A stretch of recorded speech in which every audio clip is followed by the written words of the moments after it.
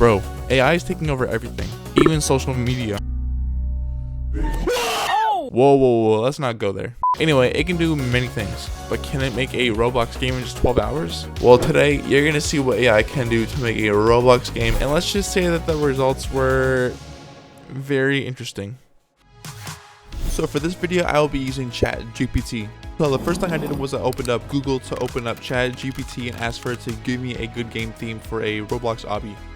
Yo, that's actually a fire idea. After asking AI how I should start this game, I copied over everything to a Google Doc and I opened up Roblox Studio. Now obviously I'm pretty lazy, so I just opened up an obby template to make it my own, of course. Now at this moment I was like, dude, I got an epic color theme idea.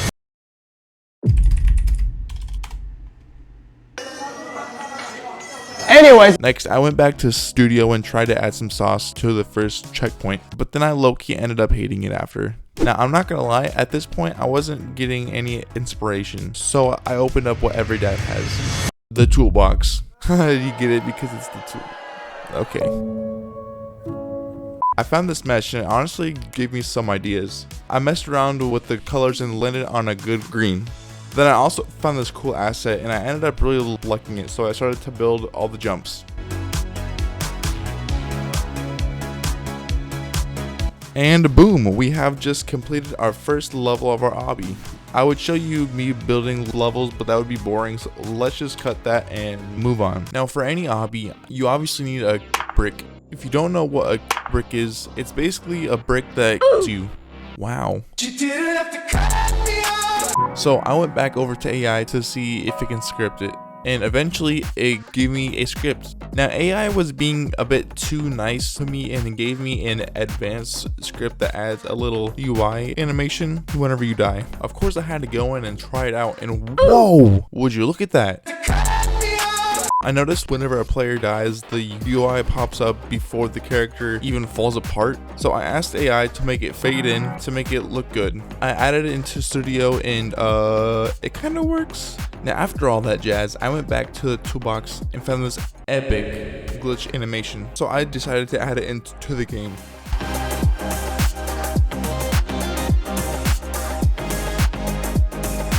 Next, I asked AI if it can script me a leaderboard system. Now, I spent a long time trying to figure this out and why it wasn't working, and I just couldn't. So, unlike Nick A30, I backed down and I gave up.